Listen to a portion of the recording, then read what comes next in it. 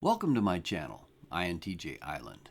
Today I'm going to discuss a few thoughts on games that we enjoy, especially young INTJs.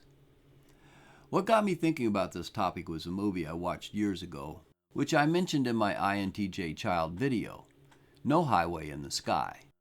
There was a father, Theodore Honey, and his daughter Elspeth, who were living alone together after the mother had died. Early on, we were introduced to the sorts of games these two intellectuals played for recreation.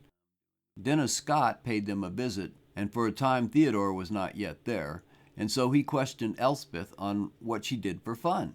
She mentioned some brain games they enjoyed, and then Scott asked, "What other games do you play?" "Oh, well, there's pyramidology," she replied. "Pyramidology," completing the word for him. "Pyramidology," Scott said in confusion. She continued, "That's a science of the Great Pyramid. My father made it up too. The game, I mean. Here it is, excuse me. It was built in the year 3234 BC. It's very scientific.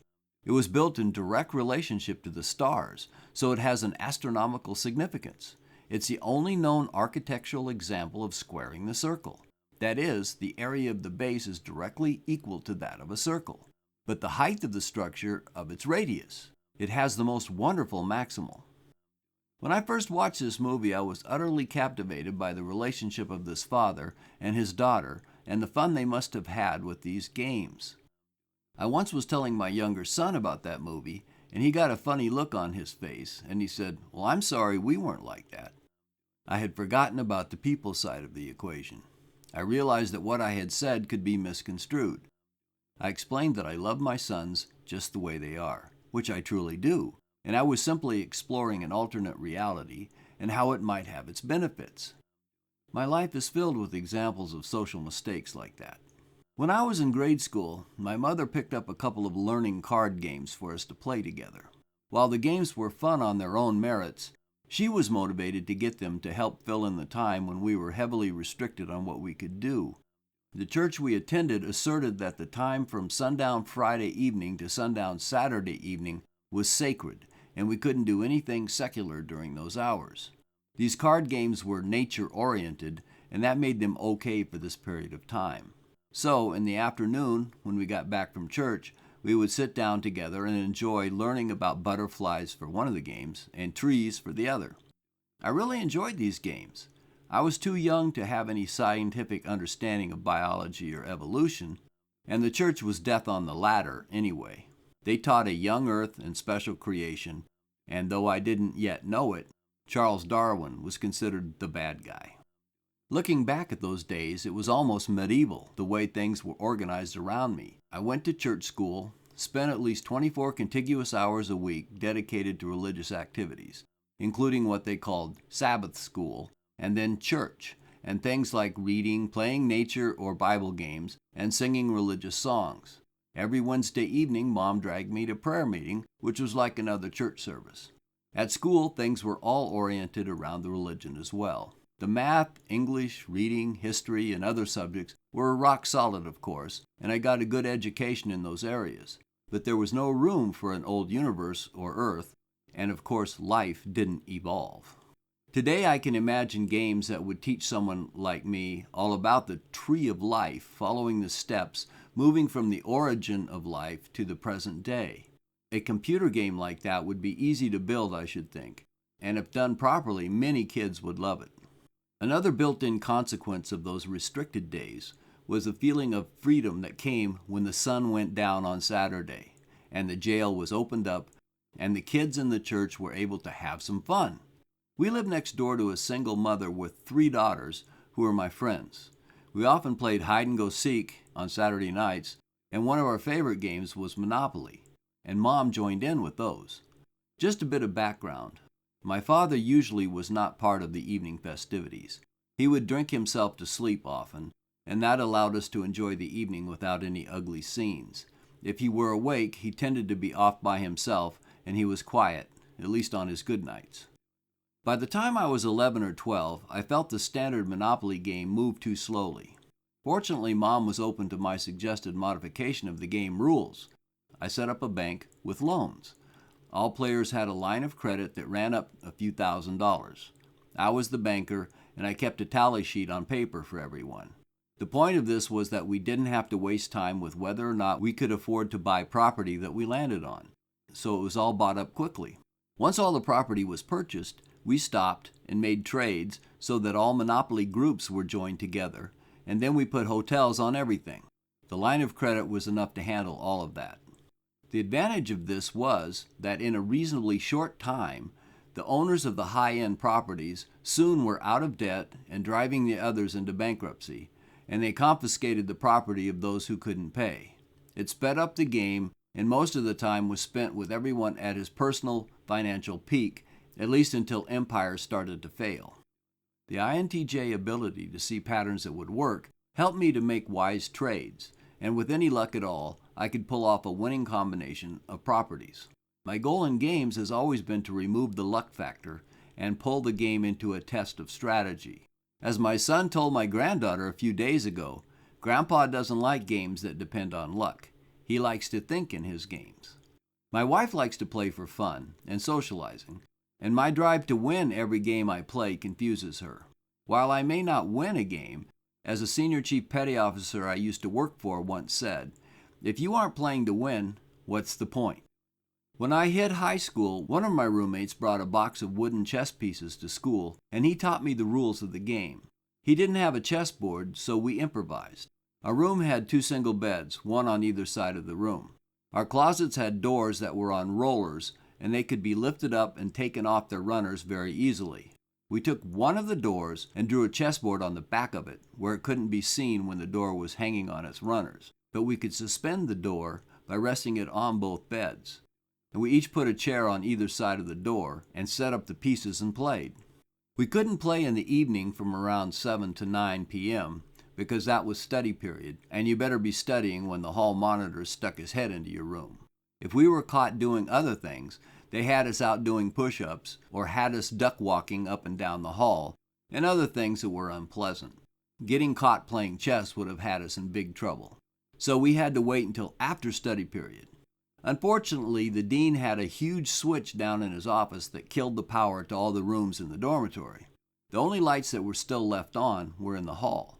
You could sit out in the hall and do more studying after hours if you needed to, or in our case, we could open our door and let the light into the room enough so we could play a game of chess. We also played some games during the day when we had a free period. I was immediately fascinated by the idea of chess. Strategy was everything. Since my roommate taught me the rules, he was a bit better than I was, but neither of us really knew what we were doing. We had never seen any games by serious players, and we were stumbling along and never really got very good. When I graduated, I got married, and my ex-wife didn't care for chess, and so for a time it fell into the past for me. However, in 1972, the year I turned 21, Bobby Fischer lit up the world sky with his brilliant chess playing as he took the world championship crown. And that year I started playing a few games with a friend of mine from the church. He was a local dentist, and we were playing dead even. We literally split all the games we played. Then my father was in a propane explosion that ultimately took his life, and when we flew up to be with him, his sister and her husband met us at the airport to tell us that we were too late. So all we could do was to prepare for and to attend Dad's funeral. We were living in Daggett, California in the Mojave Desert, and Dad and Mom had been living in Southern Oregon. Our flights took us through the San Francisco International Airport. During a layover, I came across a little book stand, and it had a book called How to Think Ahead in Chess by I.A. Horowitz and Fred Reinfield. A chess book. It was a new thing to me. I bought the book and read it, and I never lost another game to my friend at church. Chess is my idea of the perfect game. The only luck involved is contained in the mistakes you hope your opponent will make. Other than that, it is all strategy. Both of my sons learned chess early, and my ESTP wife enjoys it, but not as much as her card games. She has fun with luck-based games where she doesn't have to think. Years ago, we used to have family chess tournaments, and everyone joined in. Racquetball is a sport rather than a board game, but it is loaded up with strategy. In 1974, a fellow electronics student convinced me to try out a game of handball with him at the gym on the base at Treasure Island, right in the San Francisco Bay. I was immediately hooked on the game. What makes it fascinating to me is the strategy side of play. When your opponent hits the ball, you can calculate where the ball will end up. The better you get, the faster you become at identifying the spot you want to move to so you can be in a position to hit a good return shot. You also can calculate where to hit the ball so that the place where the ball ends up will be very difficult for your opponent to reach. I was playing every day for a time, and my hands were black and blue. I was not wearing gloves, and it was painful to play, but I didn't care. It was fun. And then a guy introduced me to racquetball. The rules were pretty much the same, but you hit the ball with a racket rather than your hands, and there was no pain. The very first game I played, I beat the guy who introduced me to it. The geometry of the bouncing ball is like a pool or billiard shot, and my mind was built for just that sort of thing. I played racquetball for many years in the Navy, and even after I got out. Finally, my shoulders gave out. I can play with either hand, and in the end, I wore out both shoulders. But in all those years in the Navy, playing the best players I could find, I never met a player who could wipe up the court with me. I gave everyone a good game, and I usually won. Baseball was my first love, but I played racquetball better than any other sport I ever tried.